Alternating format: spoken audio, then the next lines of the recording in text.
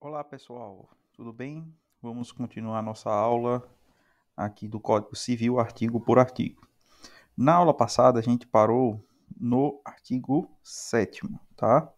Falamos um pouquinho sobre morte presumida, sobre o fim da personalidade civil da pessoa natural, logicamente, tá? E hoje a gente vai começar falando de comoriência. Comoriência. Antes de mais nada, comoriência é a simultaneidade de mortes, tá? Moriência significa morte simultânea, quando duas pessoas morrem simultaneamente. Mas só que para o direito civil, não basta haver a morte simultânea. É necessário, além da morte simultânea, que haja também um vínculo sucessório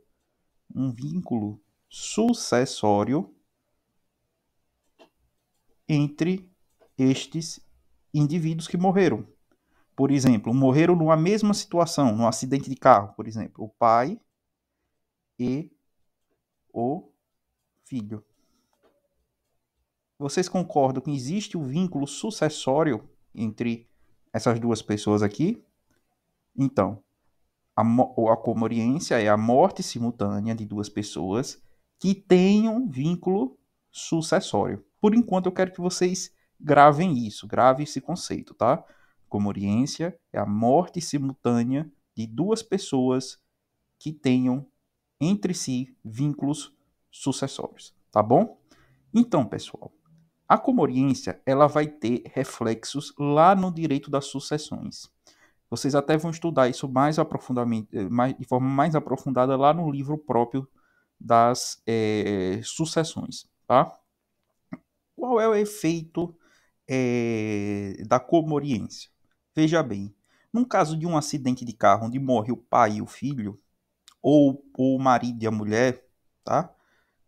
É, existe uma dificuldade da medicina legal e de outras provas, né, que são admitidas para isso, de fixar o horário exato da morte, tá?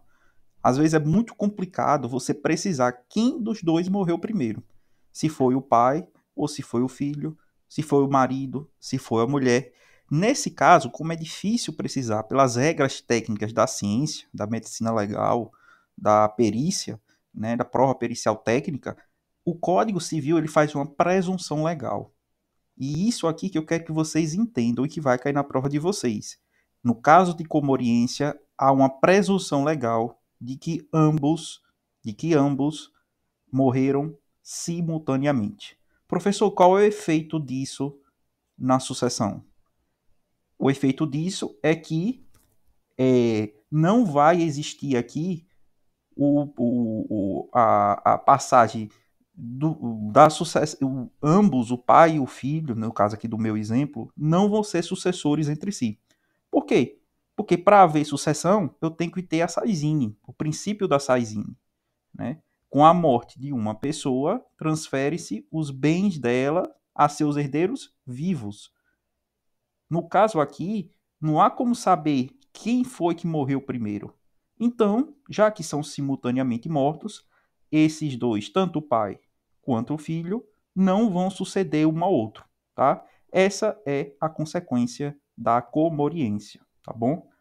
Mas aqui, é, na parte geral do direito civil, nessa primeira parte introdutória, né, principalmente para quem vai fazer concurso onde só cobre isso, tá? Eu aconselho vocês a ficarem com a letra seca de lei, tá bom? A letra seca de lei, tá? O artigo 8º, ele trabalha de forma muito perfeita o Instituto da Comoriência, né? Perceba que eu tenho aqui o falecimento de dois ou mais indivíduos, né? E também eu tenho uma impossibilidade de se averiguar quem morreu primeiro, tá? Nesse caso, eu vou ter uma presunção de simultaneidade de mortes, tá? Gente, uma coisa aqui que o artigo 8º não menciona é o vínculo, o vínculo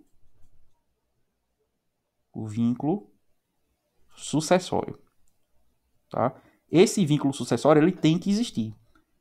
Se não existir o vínculo sucessório entre os dois indivíduos, para o direito é irrelevante saber quem morreu primeiro, porque não existe relação jurídica entre A e B. Imagine que A e B não tenham nenhum vínculo sucessório entre si. Não há relação jurídica entre os dois. Então, para o direito é irrelevante saber quem morreu primeiro. Agora, se existe um vínculo sucessório entre A e B, aí sim, para o direito vai ser relevante. Tá?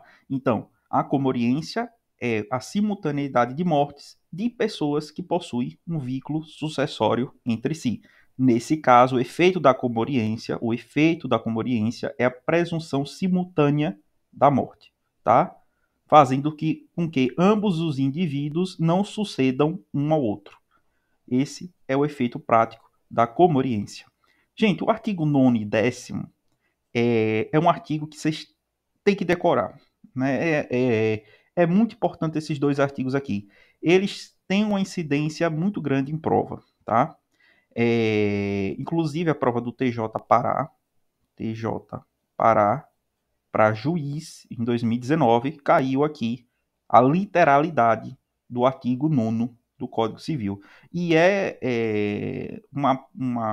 um dos artigos, né, que são poucos estudados no direito civil. Na parte do Código Civil, os alunos geralmente pulam essa parte. E é uma parte importante, tá? Veja bem, o artigo 9º e o 10º, eles vão trabalhar com dois institutos jurídicos importantes, que se chama registro e averbação. Vamos aqui tentar definir esses dois institutos jurídicos, tá? Eu vou registrar o que é principal. Vamos simplificar isso através dessa frase. Eu vou registrar aquilo que é principal. Eu vou averbar aquilo que é secundário, tá? Eu vou averbar aquilo que é secundário.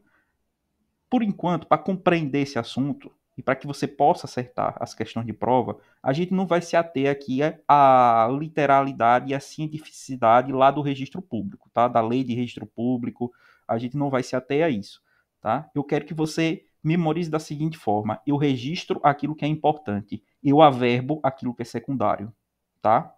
Então, o que é importante na vida do indivíduo? O próprio ciclo da vida, né? A pessoa nasce, a pessoa casa e a pessoa morre. Tá? Alguns não casam, mas todo mundo nasce e morre. Né? Então, o ciclo da vida do indivíduo ele tem que ser registrado. O nascimento, o casamento e o óbito. É por isso que a gente precisa de certidão de nascimento, de certidão de casamento e de certidão de óbito. Né? Outra coisa que precisa também ser registrada, que a gente já estudou aqui nesse curso, a emancipação. Mas não é qualquer tipo de emancipação. É emancipação voluntária. Porque tem hipótese de emancipação automática. Lembre disso. Tá? A emancipação voluntária por outorga dos pais ou por sentença do juiz. Tá? Então, essa emancipação ela precisa ser registrada. Tá? Outra coisa que também precisa ser registrada, a interdição. Lembra lá do relativamente incapaz? Esse relativamente incapaz, ele pode ser interditado, né, que hoje a gente chama de curatela, né, do processo da curatela. Essa interdição, seja por incapacidade absoluta, que é uma impropriedade, né, porque o absolutamente incapaz é o menor de 16 anos, é um critério etário, tá? Ou, ou a incapacidade relativa, ela precisa ser registrada. Essa sentença de interdição, ela precisa ser registrada no registro público, tá? E a sentença declaratória de ausência e de morte presumida também vai precisar ser registrada, porque equipara-se, né? Equipara-se para efeitos legais à morte, tá? Ao fim da personalidade jurídica, ok? Então, continuando aqui, né? No artigo 10, a gente tem a averbação. Averbação. Professor, eu disse o quê? Averbação é uma anotação de algo secundário, tá? Imagina o seguinte, olha, eu tenho aqui uma certidão de casamento. Certidão de casamento. E aqui diz, fulano de tal é casado com cicrana de tal, não sei o que, pronto, né? Imagine que determinado dia eu peço o divórcio dessa pessoa. O que é que vai ter? Vai ter uma certidão de divórcio? Não. Não vai ter certidão de divórcio. Você vai fazer uma averbação, uma observação na sua certidão de casamento. E vai dizer o seguinte: fulano de tal se divorciou na data tal, tal, tal. Pronto, isso é uma averbação. A averbação é uma anotação, uma observação. Entendeu? E o que é que tem que ser averbado? Veja só, será averbado em registro público as sentenças que declararem nulidade ou anulação do casamento, o divórcio e a separação judicial ou restabelecimento da sociedade conjugal. Então, veja, enquanto eu tenho que registrar a certidão de casamento, eu tenho que registrar o início do casamento, o fim do casamento, seja pelo divórcio, seja pela separação, ou também a nulidade ou anulação do casamento, e até mesmo o restabelecimento do casamento, eles vão precisar o quê? Ser averbados. O que significa ser averbados é ser anotado na própria certidão de casamento. Aqui tem a certidão de casamento e eu vou fazer uma anotação à parte. Fulano de tal se divorciou na data tal, tal e tal. Tá? Isso aqui é uma averbação. Tá bom? Percebeu que nulidade e anulação do casamento, divórcio, separação e restabelecimento da sociedade conjugal dizem respeito a um ato principal, que é o ato de casar. O casamento ele tem que ser registrado. Por quê? Porque ele é um ato principal. O divórcio ele não precisa ser registrado, porque o divórcio é secundário. Tá? O divórcio ele decorre do casamento. Tá bom?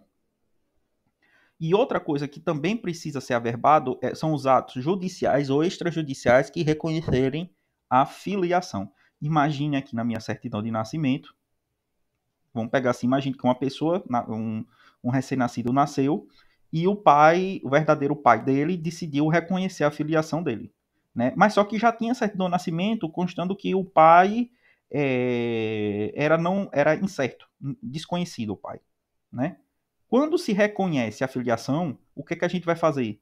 Vai fazer uma averbação dizendo que Cicrano de tal, na data tal, tal e tal, reconheceu a filiação de fulaninho, tá bom? Então, a averbação é uma anotação, tá bom? E o que é que eu preciso averbar?